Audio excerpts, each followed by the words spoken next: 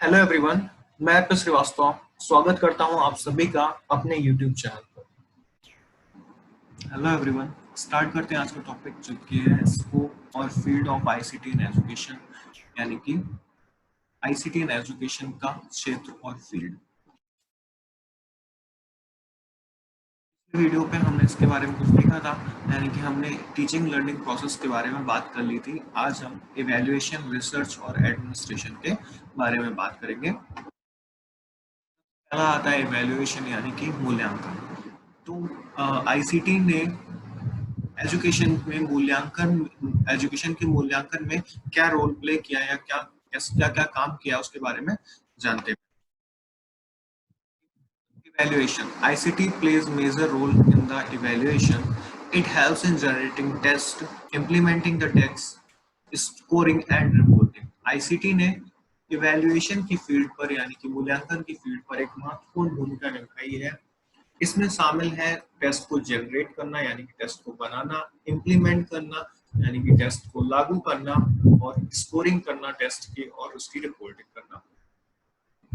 किसी भी टेस्ट में तीन ही चीजें होती है। सबसे पहले हम टेस्ट को क्रिएट करते हैं यानी कि जनरेट करते हैं। सेकंड थिंग आती है इम्प्लीमेंट करना, उसको लागू करना। एंड थर्ड थिंग आती है उसको स्कोरिंग और रिपोर्टिंग करना यानी कि उसमें नंबर देना। तो पहला आता है टेस्ट जनरेशन। कैसे टेस्ट हम जनरेट करते हैं आईसीटी के माध्यम से। Once the learning is completed, the test is given which the computer generates as per the student's capacity. जैसे ही कोई भी एक लर्निंग प्रोसेस है यानी कोई भी एक मॉड्यूल या कोई भी एक टॉपिक या सब्जेक्ट जब कंप्लीट हो जाता है तो उसको कंप्लीट होने के बाद जो कंप्यूटर होता है वो ऑटोमेटिकली टेस्ट जनरेट कर देता है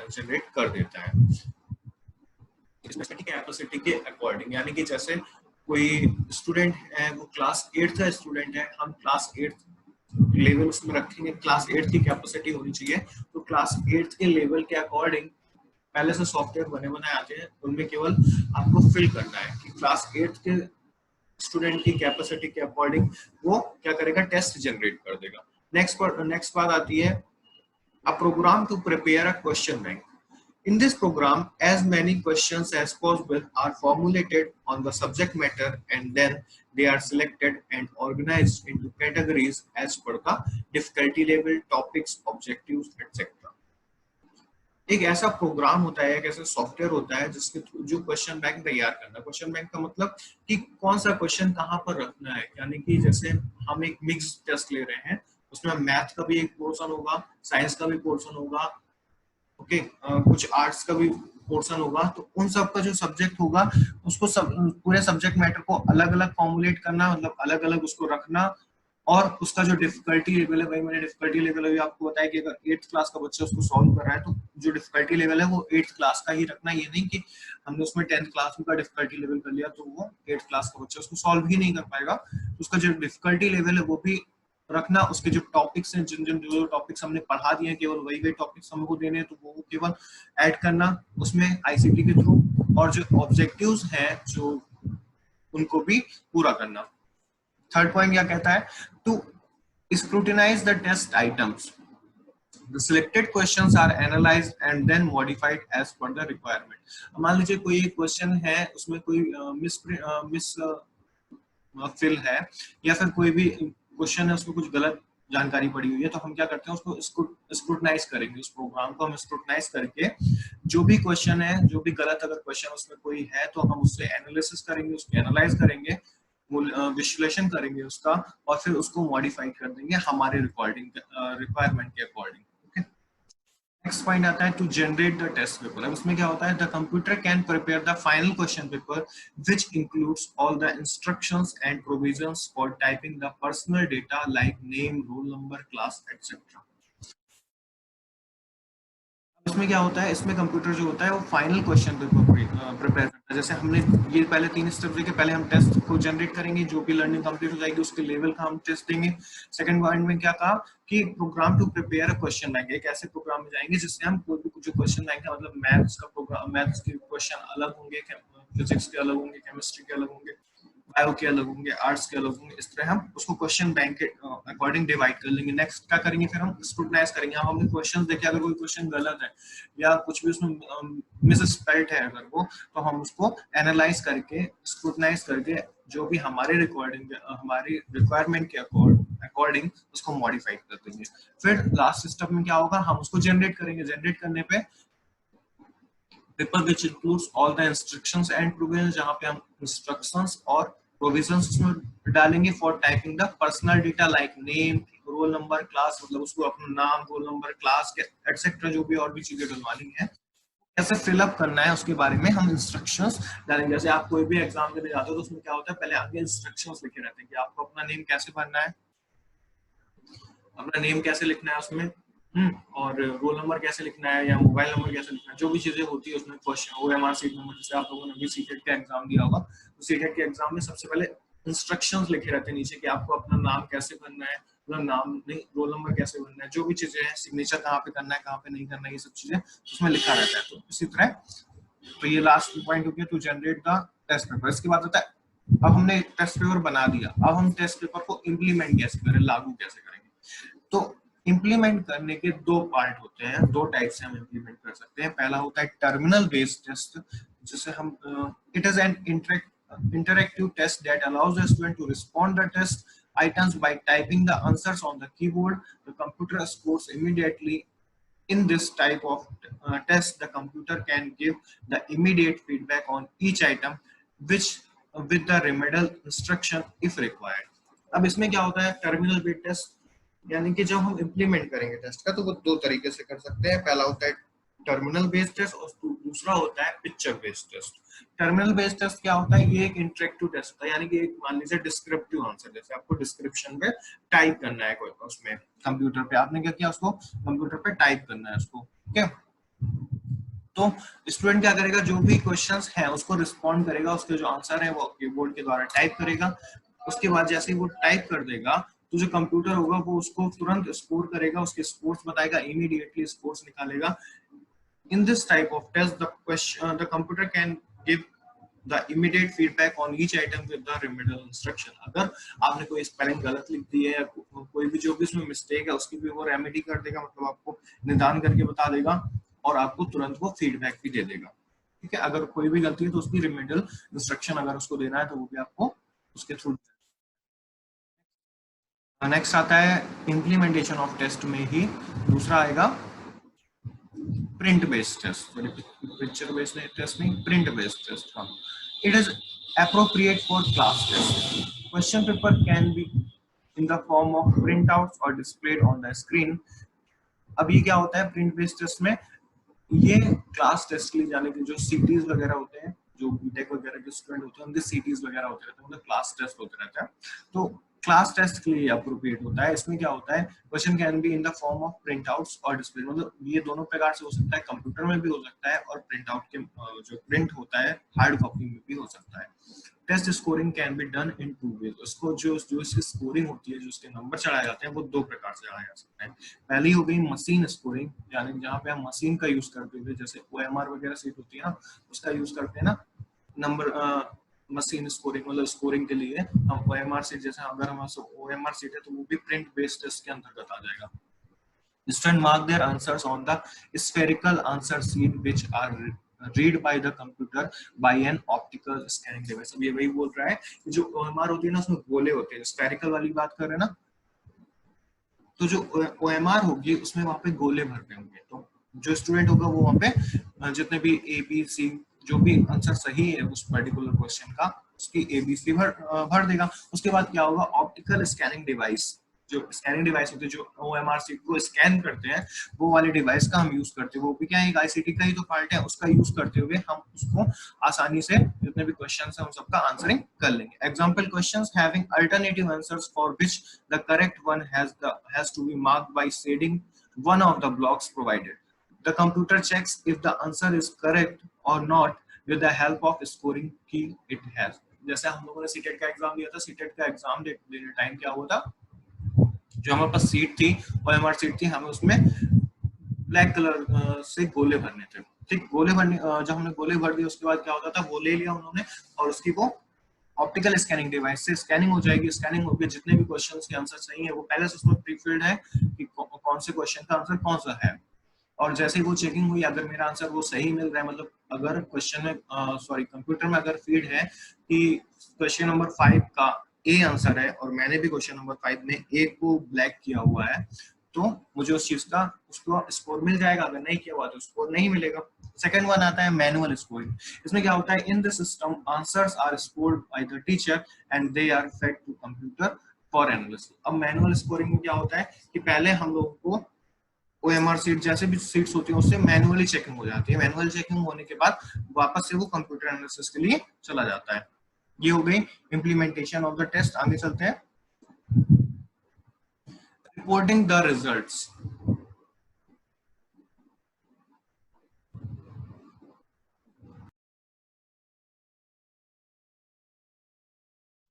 तक हमने दो चीजें देखा। अभी हमने implementation generating of the test देख लिया कि हम टेस्ट को कैसे जनरेट करेंगे। इसके बाद हमने इम्प्लीमेंटेशन देख लिया कि हम उसको कैसे लागू करेंगे। अब देखते हैं कि हम उसकी रिपोर्टिंग कैसे करेंगे। रिपोर्टिंग में क्या होता है, in the print based test list of students is arranged either in the alphabetical order or as per their achievement along with their corresponding test scores. यानी कि जो जो कि प्रिंट बेस्ड टेस्ट होते हैं, जैसे हमने ओएमआर सीट वाला जो देखा था, उसमें क्या होगा, उसमें जो स्कोरिंग होगी वो या तो अल्फाबेटिकल ऑर्डर से हो जाएगी, यानी कि पहले ए फिर बी, ए वाले ए के जितने नाम के वो आ जाएंगे, फिर बी के जितने नाम के वो आ जाएंगे, फिर सी के जितने नाम के वो आ जाएंगे। तो इस तरह अल्फाबेटिकल ऑर्डर पे होगी, या फिर achievement along with corresponding test scores, यानी कि फर्स्ट कौन आया उसके नंबर पहले चढ़ेंगे, सेकंड कौन आया फिर उसको चढ़ेंगे। इस तरह दोनों तरह से हो सकती है, अल्फाबेटिकल हो जाएगी या फिर फर्स्ट सेकंड थर्ड फोर्थ इस ऑर्डर पे रैंकिंग के बेस में हो जाएगी।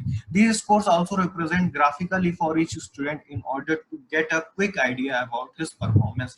और अगर हमें किसी पर्टिकुलर स्टूडेंट का पूरा डेटा जानना है तो हम उसको ग्राफ के फॉर्म पे भी देख सकते हैं कि यानी कि जो भी, जैसे हमने क्लास टेस्ट की बात करी थी अभी, print based test mostly class test में लिए जाते हैं। अगर हम हर मंथ में एक ईयर में 12 महीने होते हैं, हमने हर मंथ में एक मंथ में एक एग्जाम दिया और हमने 12 महीने बाद उसका एक ग्राफिकल वे में चेक किया। तो ग्राफ क्या हमें शो करेगा कि पहले इसमें इतना नंबर प्राप्त किया, फिर अगर नीचे जा रहा तो हो सकता है उसकी लर्निंग कम हुई हो, अगर ऊपर हमेशा ग्राफ जा रहा है तो हाँ एक ब्रिलियंट स्टूडेंट, इस तरह उसको बता सकते हैं, प्रिडिक्ट कर सकते हैं।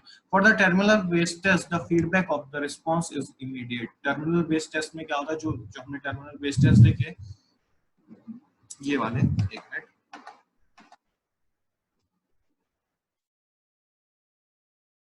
Terminal based test. Terminal based test में क्या हो रहा था कि जैसे ही हमने कंप्यूटर पर आंसर्स किए, आंसर्स करने के बाद हम जैसे ही उसको एंड करेंगे आंसर क्वेश्चन पेपर को, वैसे ही वो तुरंत हमें इमीडिएट फीडबैक दे देगा कि आप पास हो गए या फेल हो गए, जो भी होगा वो तुरंत आपको रिपोर्ट कर देगा।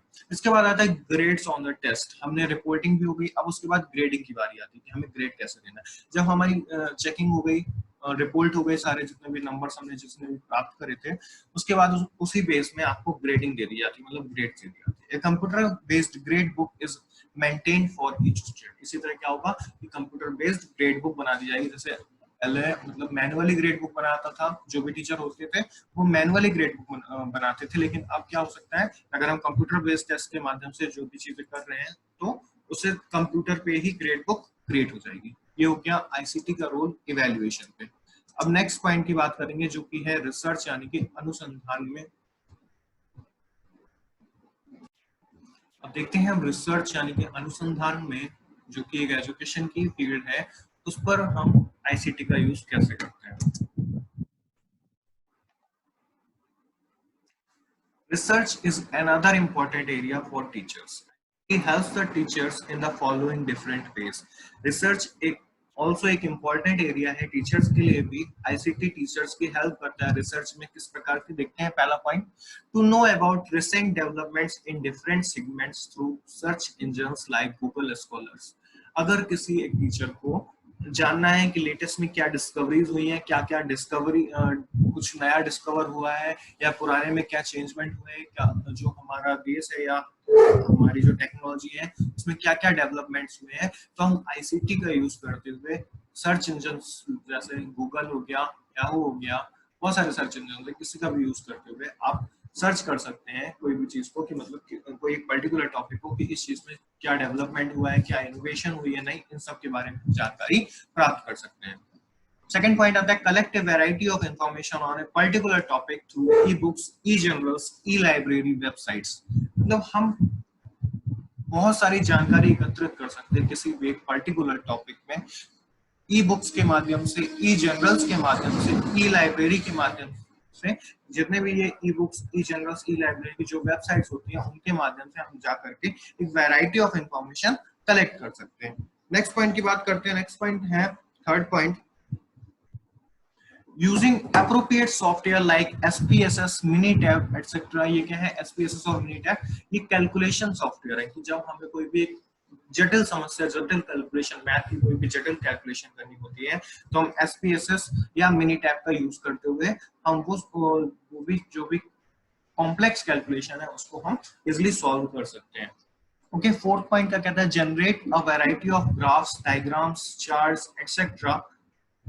हम वैरायटी ऑफ ग्राफ्स बना सकते हैं, कुछ भी ग्राफ्स बना सकते हैं किसी भी पर्टिकुलर का डेटा लेकर के। हम एक्सेल का यूज करते हुए, जैसे माइक्रोसॉफ्ट एक्सेल एस का यूज करते हुए हम ग्राफ बना सकते हैं, कोई भी डायग्राम्स बना सकते हैं, चार्ट्स भी बना सकते हैं, मतलब पाई चार्ट्स वगैरह जितने भी प्रकार के चार्ट्स होते हैं हम उनको भी क्रिएट कर सकते हैं। फिफ्थ पॉइंट क्या कहता है, यहाँ पे देखिएगा, ये फिफ्थ पॉइंट यहाँ पे है, डेटा कलेक्शन थ्रू इंटरनेट सर्वे। हम इंटरनेट सर्वे के माध्यम से डेटा कलेक्ट कर सकते हैं। जैसे हमें कोई भी डेटा कलेक्ट करना है तो हमने उसे फेसबुक में डाल दिया। जो सोशल मीडिया की बात करें, अगर हमने सोशल मीडिया पे डाल दिया कोई एक पोलिंग के लिए कि आपने कोई एक क्वेश्चन लिख दिया, उसके 2-3 आंसर्स लिख दिया, उसको पोल के लिए डाल दिया कि इसमें जो भी है सर्वे के लिए डाल दिया, तो बहुत सारे जितने भी सोशल मीडिया पे लोग एक्टिव लोग होंगे वो क्या करेंगे, उसका आंसर्स लेंगे। तो उससे क्या हो जाएगा, हमें कोई भी सर्वे करके हम डेटा कलेक्ट कर सकते हैं। या फिर कोई भी रिसेंट में कोई भी डेटा कलेक्शन हुआ है, अगर कोई भी किसी कंपनी के द्वारा भी हुआ है तो हम उसकी भी जानकारी ले सकते हैं। Reporting is done with the help of Microsoft office, और हम माइक्रोसॉफ्ट ऑफिस का यूज करते हुए, जैसे एक्सेल हो गया, माइक्रोसॉफ्ट एक्सेस हो गया, जिसमें हम DBMS भी यूज करते हैं, यानी कि डेटा बेस मैनेजमेंट सिस्टम का यूज करते हुए हम रिपोर्टिंग भी कर सकते हैं। नेक्स्ट पॉइंट आता है, research collaboration is possible through social networking sites, discussion forum. हम रिसर्च कर सकते हैं कोलैबोरेशन के थ्रू, यानी कि एक दूसरे की हेल्प लेते हुए, कोलैबोरेट करके भी हम रिसर्च कर सकते हैं, जो कि सोशल नेटवर्किंग साइट्स के माध्यम से भी पॉसिबल है और डिस्कशन फोरम के माध्यम से भी। डिस्कशन फोरम का मतलब कि मुझे कोई प्रॉब्लम, मैंने यहाँ से टाइप करी उस प्रॉब्लम को और उसे पोस्ट कर दिया, तो जो भी पर्सन है उस ग्रुप में या उस पर्टिकुलर फील्ड में, तो वो उस चीज का रिप्लाई कर सकते हैं। तो ये हो गया डिस्कशन फॉर्म, इसी को कहते हैं कोलैबोरेशन करना। ओके, नेक्स्ट पॉइंट आता है मेल, डेस्कटॉप, वीडियो कॉन्फ्रेंसिंग। हम मेल का भी यूज कर सकते हैं, डेस्कटॉप का भी यूज कर सकते हैं। डेस्कटॉप, जब मुझे कोई प्रॉब्लम है, कोई भी रिसर्च करनी है, मुझे किसी बारे में जानकारी प्राप्त करनी है, तो मैं डेस्कटॉप का यूज कर सकता हूँ, या वीडियो कॉन्फ्रेंसिंग से जो भी उस सब्जेक्ट का एक्सपर्ट है उससे मैं बात कर सकता हूँ, एक्सेट्रा। और भी बहुत सारी चीजें, जैसे व्हाट्सएप हो गया, फेसबुक हो गया, ये सब चीजें यूज करके। ओके, नेक्स्ट पॉइंट आता है data processing. Computer helps the researcher analyze, process huge amount of data and perform complex computation very fast.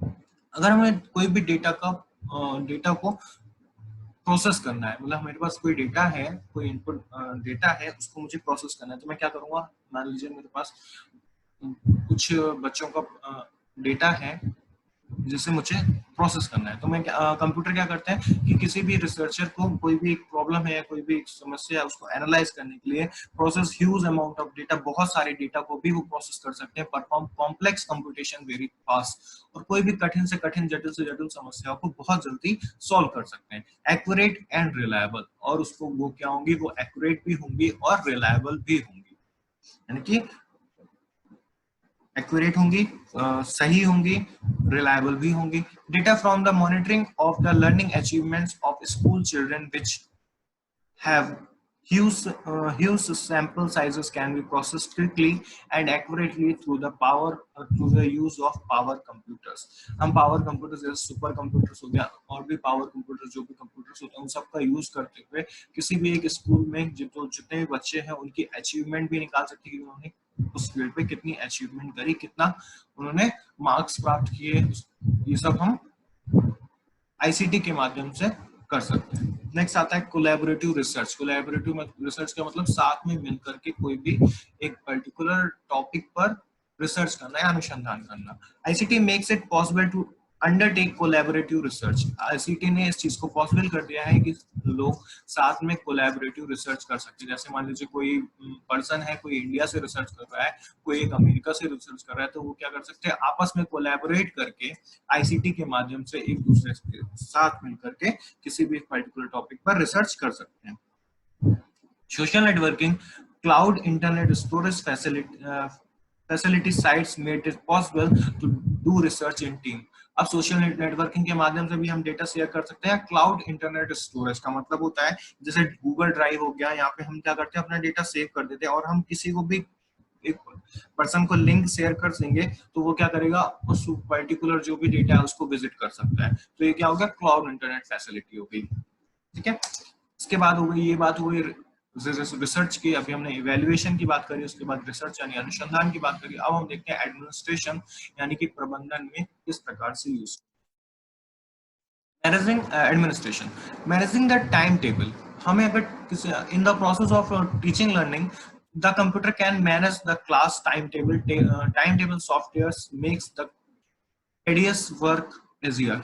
यानी कि हमें अगर किसी भी स्कूल का या कॉलेज का टाइम टेबल बनाना है तो हम आईसीटी का यूज करते हुए, यानी कि आईसीटी में कुछ होते हैं, टाइम टेबल सॉफ्टवेयर होते हैं जिसके माध्यम से हम टाइम टेबल को इजिली बना सकते हैं। टाइम टेबल बनाना एक थोड़ा सा जटिल समस्या है, जहाँ पे क्लास ज्यादा होती है वहां पर टाइम टेबल बनाना एक जटिल समस्या है, लेकिन हम कंप्यूटर और टाइम टेबल सॉफ्टवेयर का यूज करके इसको एक सिंपल वे में हम टाइम टेबल बना सकते हैं, मैनेज कर सकते हैं।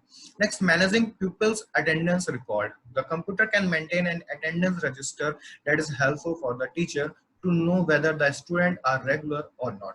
अब हमें किसी भी पर्टिकुलर स्टूडेंट का रिकॉर्ड देखना है तो हमें क्या करना होता है, रजिस्टर्स देखने पड़ते हैं बहुत सारे। मतलब अगर मुझे पूरे साल का रिकॉर्ड चेक करना है किसी पर्टिकुलर स्टूडेंट का, वो कहीं कहीं यूनिवर्सिटी में रूल होता है ना कि आपकी 75% अटेंडेंस होनी चाहिए या 80% अटेंडेंस होनी चाहिए। तो उसको चेक करने के लिए जो भी टीचर होगा उसको क्या पूरे साल का रिकॉर्ड देखना पड़ेगा, पूरा खोल के जो भी अटेंडेंस रजिस्टर होगा उसको देखना पड़ेगा। लेकिन अगर हम यही अटेंडेंस मोबाइल या टैबलेट के फॉर्म पे या कंप्यूटर पे ही हम ये अटेंडेंस लगा रहे हैं तो हमें कोई भी रिकॉर्ड देखने की जरूरत नहीं है, पुराना रिकॉर्ड देखने की जरूरत नहीं। हमें क्या करना है, सीधे जाकर के उस पर्टिकुलर स्टूडेंट पे क्लिक करना है, वो अटेंडेंस सामने से ऑटोमेटिक कैलकुलेट करके बता देगा कि कितनी देर कि कितने दिन वो बच्चा प्रेजेंट रहा है, यानी कि उसके अटेंडेंस कितने परसेंट है।